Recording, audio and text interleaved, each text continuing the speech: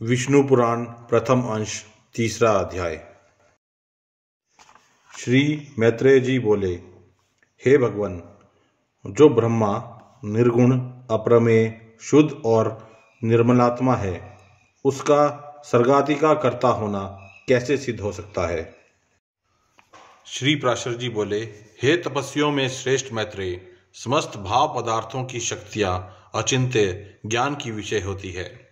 अतः अग्नि की शक्ति उष्णता के समान ब्रह्मा की भी सर्गादि रचना रूप शक्तियां स्वाभाविक है। अब जिस प्रकार नारायण नामक लोग पितामह भगवान ब्रह्मा जी सृष्टि की रचना में प्रवृत्त होते हैं, सो सुनो।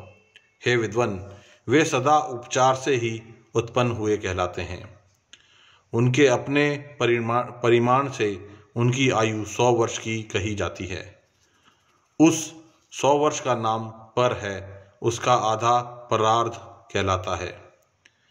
हे अनज्ञ, मैंने जो तुमसे विष्णु भगवान का काल स्वरूप कहा था, उसी के द्वारा उस ब्रह्मा की तथा और भी जो पृथ्वी, पर्वत, समुद्र आदि चराचर जीव हैं, उनकी आयु का परिमाण किया जाता है।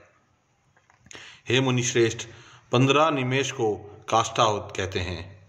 30 काष्ठा की एक कला तथा 30 कालका की एक मुहूर्त और 30 मुहूर्त का मनुष्य का एक दिन रात कहा जाता है।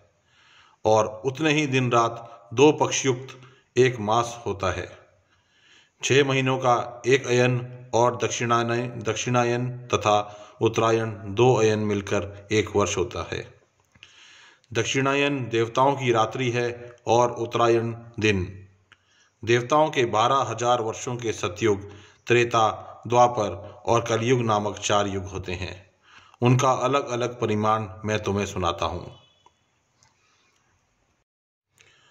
पुरातत्व के जानने वाले सतयुग आदि का परिमाण क्रमश 4, 3, 2 और 1000 दिव्य वर्ष बतलाते हैं। प्रत्येक युग के पूर्व उतने ही 100 वर्ष की संध्या बताई जाती है और युग के पीछे उतने ही परिमाण वाले संध्यांश होते हैं। अर्थात सतयुग आदि के पूर्व क्रमश 4, 3, 2 और 100 दिव्य वर्ष की संध्याएं और इतने ही वर्ष के संध्यांश होते हैं। हे मुनिश्रेष्ठ, इन संध्या और संध्यांशों के बीच का जितना काल होता है, उसे ही सतयुग आदि नाम वाले युग जानना चाहिए। हे मुने, सतयुग, त्रेता, द्वापर और कली ये मिलकर चतुर्युग कहलाते हैं।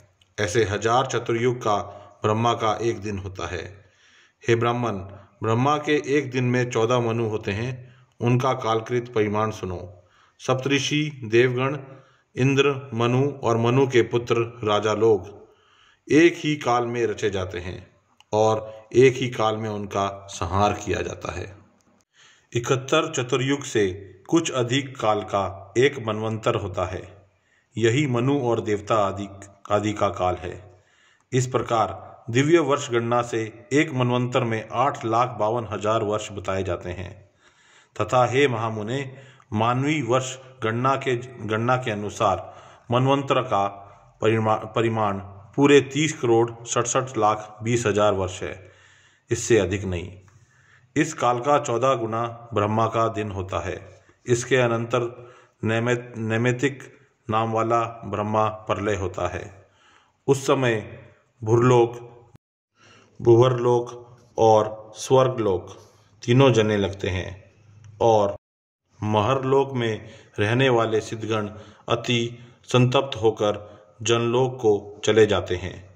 इस प्रकार त्रिलोकी के जलमय हो जाने पर जनलोकवासी योगियों द्वारा ध्यान किए जाते हुए नारायण रूप कमल योनि ब्रह्मा जी त्रिलोकी के ग्रास से तृप्त होकर दिन के बराबर ही परिमाण वाली उस रात्रि में शेष शैया पर शयन करते हैं और उसके बीत जाने पर पुनः संसार की सृष्टि करते हैं। इसी प्रकार पक्ष, मास आदि गणना से ब्रह्मा का 1 वर्ष और फिर 100 वर्ष होते हैं। ब्रह्मा के 100 वर्ष ही उस महात्मा ब्रह्मा की परमायु है। हे अनज्ञ, उस ब्रह्मा जी का एक प्रार्ध बीत चुका है। उसके अंत में पाद्य नाम से विख्यात महाकल्प हुआ था। हे द्विज, इस समय वर्तमान उनके दूसरे प्रार्ध का यह वाराह नामक पहला कल्प कहा गया है।